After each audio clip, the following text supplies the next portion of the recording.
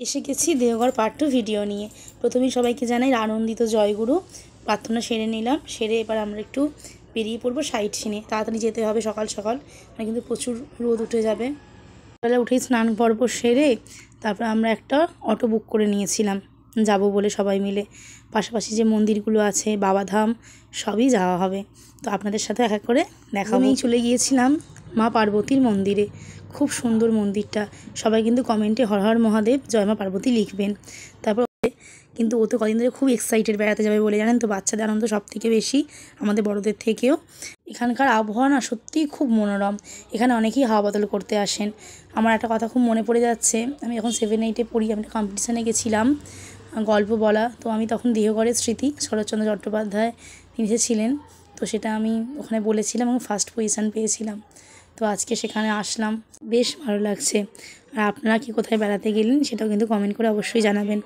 আমি ছোটো থেকেই খুব ঘুরতে যেতে ভালোবাসি, আমার বাবাও খুব ভালোবাসে। বাবার জন্যই অনেক জায়গায় প্রায় ঘোরা হয়ে গেছে। তখন তো ব্লগিং করতাম না, সে ভিডিওগুলো দিতেও পারছি না, এখন করছি, বেশ ভালো লাগছে। আমার বাপির খুব ঘোরার নেশা, ওনার মতো নেশাগ্রস্ত ঘোরার প্রতি আমি খুব কম লোককেই দেখেছি, খুবই ঘুরতে ভালোবাসেন। এবার আমরা চলে এসেছিলাম বালাজি মন্দিরে, হনুমানজির মন্দির, বালাজি আশ্রম। তো এখান থেকে আমরা চলে যাব তারপরে নলাখা মন্দির। মন্দিরটা খুব নামকরা এবং খুব সুন্দর। দেখুন কি দারুণ অপরূপ দৃশ্য।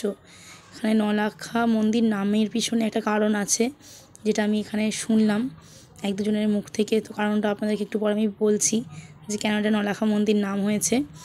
এখন বাজে প্রায় ওই 10টা মতো, কিন্তু এখনও বিশাল চড়া রোদ উঠে গেছে। সেটা তৈরি করেছেন 9 লক্ষ টাকা খরচা হয়েছে বলে, এর নাম হচ্ছে নলাখা মন্দির।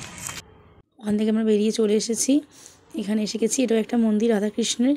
দেখুন কি বড় মূর্তি শিবশম্ভুর আর কৃষ্ণর, কি সুন্দর লাগছে সত্যিকার। চারিদিকে এত সুন্দর সুন্দর মন্দির না, দেখেই প্রাণটা জুড়িয়ে যাচ্ছে। আর আমরা সবাই খুব ঠাকুরের মন্দির যেতে ভালোবাসি, যাচ্ছি। তো তীর্থস্থানে যাওয়ার মধ্যে একটা আলাদাই আনন্দ থাকে, একটা পবিত্রতা থাকে, সেটা যারা যান তারা নিশ্চয় অনুভব করবেন। আমাদের খিদে পেয়ে গিয়েছিল, তো এবার খেতে চলে গিয়েছিলাম। গরম গরম কচুরি ভাজা দেখে লোভ সামলাতে পারিনি। কচুরি, তার সাথে তরকারি ছিল, আর ছিল রসগোল্লা। এত সুন্দর টেস্ট ছিল, খুব সুন্দর ছিল, পুরো এখানকার মতো। এরপর চলে গিয়েছিলাম আমরা তপোবন পাহাড়ের উদ্দেশ্যে। ওখানেও বাপি গল্প করে নাকি প্রচুর বাঁদর ছিল, কিন্তু করোনার পর থেকে ওরা ঠিকরকম খেতে পারছিল না, অন্য জায়গায় চলে গেছে, এটা শুনেছি। দেখা যাক এবার কতটা বাঁদর ওখানে দেখা যায়। তবে ত্রিকুট পাহাড়ে প্রচুর বাঁদর আছে। দাদা জোর করছেন যে বাঁদরের জন্য খাবার নেওয়ার জন্য, কিন্তু আমরা তো পাহাড়ে সেভাবে উঠবো না। আগেরবার যখন এসেছিলাম তখন উঠেছিলাম, কিন্তু এবারে খুব একটা ওঠার ইচ্ছা নেই অনেকটা চূড়োতে, কারণ মা আছে, তারপর রাই উঠবে, তো বেশি তো উঠতে পারবে না, একটু অল্পই উঠবো ওকে নিয়ে। আর পাহাড়ের প্রতি আমার আলাদাই একটা ভালোবাসা। এখানে চারিদিকে দেখুন কত দোকান, পেন, তো বিভিন্ন রকম জিনিসপত্র বিক্রি হচ্ছে, সাজানোর খেলনা টেলনা, কানের হার, কিছু জিনিস কিনবো এখান থেকে, ইচ্ছা আছে। আর ওখানে যে মন্দির দেখতে পাচ্ছেন ওটাও হচ্ছে হনুমানজির মন্দির। তবে একটু উঠে গিয়ে আছে লক্ষ্মী মন্দির, মা লক্ষ্মীর। যাচ্ছি, এটা অনেকটাই উঠতে হবে, তো আমরা বেশি দূর উঠবো না, একটু উঠেই আবার ব্যাক করবো, কারণ এখন আমাদেরকে অনেকটা যেতে হবে। ত্রিকুট পাহাড় এখান থেকে অনেকটা দূর, বাবাধাম যাবো, পুজো দেওয়ার ব্যাপার আছে, তো আমরা ওই জন্য বেশি ঘুরবো না এখানে, আর কি একটু ঘুরেই থেকেই তারপর চলে যাব। পাহাড়ের এই যে দৃশ্য, এখানটা ফাঁকা, কিন্তু একটা বাঁদরও দেখতে পেলাম না এখানে। কিন্তু আগেরবার যখন এসেছিলাম প্রচুর বাঁদর ছিল, কিন্তু এবারে আর সেটা নেই।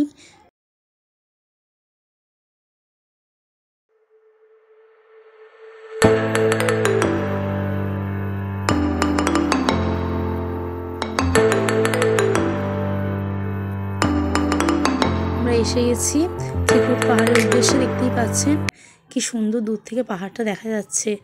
আর এবার একটু জ্যাম ছিল, আসতে অনেকটা সময় নিয়ে নিয়েছে। এমনি 1 ঘন্টা লাগে, 1.5 ঘন্টা লেগে গেছে জ্যাম থাকার জন্য। পাহাড় দেখে রাইও খুব এক্সাইটেড, আর আমিও খুব, বেশ ভালো লাগছে। আর দিদি আমি দুজনে মিলে ভিডিও করতেই ব্যস্ত। দিদি যেমন ছবি তুলতে ভালোবাসে, আমিও তেমন ভালোবাসি। আর সত্যি কথা বলতে ঘুরতে বেরোলে মনের মতো শান্তি না হলে ঘুরে কি মজা লাগে, এই হচ্ছে ব্যাপার। তো এখান থেকে আমরা তারপরে বাবাধাম যাব, বাবাধাম ঘুরে পুজো দিয়ে দেন আমরা হোটেলে ফিরবো। আর এই যে এসে গেছি, এখানে অনেক বাদর ছিল, কিন্তু আমি ভয়ে না ফোনটা বার করতে ভিডিও করতে পারিনি। ওরা ফোন দেখলেই কেড়ে নিয়ে চলে যায়, ব্যাগ ট্যাগ দেখলে।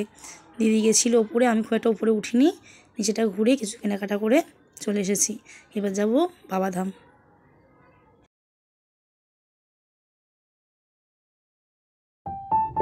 এসেছি মন্দিরে, তো অনেক সময় ভিড় থাকে, অন্য সময় পুজো দিতে পারিনি। এবারে ইচ্ছা ছিল পান্ডা ধরে পুজো দেবো, তো ওনাদের সাথে কথা বলে পুরো আমরা গর্ভে গিয়ে ঢুকে বাবার মাথায় জল ঢেলে খুব সুন্দরভাবে পুজো দিয়ে এসেছি। মানে এত প্রাণটা ঠান্ডা হলো, জোরালো কী বলবো। সবাই কিন্তু কমেন্টে হর হর মহাদেব লিখবেন, জয় মা পার্বতী।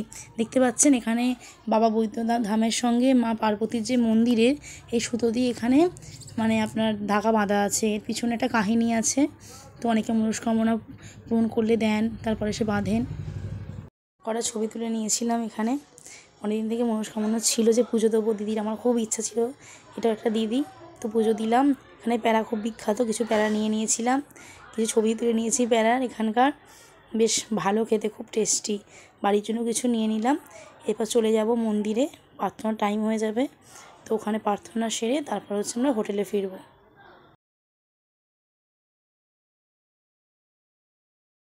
5টা 15 ছিল, সন্ধ্যাকালীন প্রার্থনার টাইম। প্রার্থনা হয়ে গেছে, তার আগে এসে গিয়েছিলাম। প্রভুকে দর্শন করলাম, গুরুদেবকে, মা লক্ষ্মী, মা বড় মাকে দর্শন করে আচার্যদেবের কথা শুনলাম, তার মুখ নিঃসৃত বাণী শুনলাম, প্রার্থনা করলাম সবাই মিলে। এত মানে মনটা শান্তি লাগছে কি বলবো। সত্যি সারাদিনটা খুব খুব ভালোভাবে কাটলো। বিভিন্ন জায়গার মানুষ এসেছেন, সবাই কমেন্টে জয়গুরু লিখবেন, বন্দে পুরুষোত্তমম। সবাইকে আসার জন্য আহ্বান জানাচ্ছি। সমস্ত গুরু ভাই বোন যারা দেখছেন তাকে আনন্দিত জয়গুরু। আর যদি ভিডিওটা ভালো লেগে থাকে চ্যানেলটা সাবস্ক্রাইব করে পাশে থাকবেন। বা আমার কিছু ছবি তুলে দিলাম, এরপর আমরা একটু হোটেলে ফিরে যাব। আর এগুলো কেনাকাটা করেছিলাম টুকটাক কিছু। আর এই দেখুন কি সুন্দর দেখতে। এই যে প্রসাদ বাবাধামের, সবাইকে একটু করে ভাগ করে দেব। তো আজকের ভিডিওটা এখানেই শেষ করছি। দেখা হচ্ছে নতুন কোনো ভিডিও নিয়ে। ভালো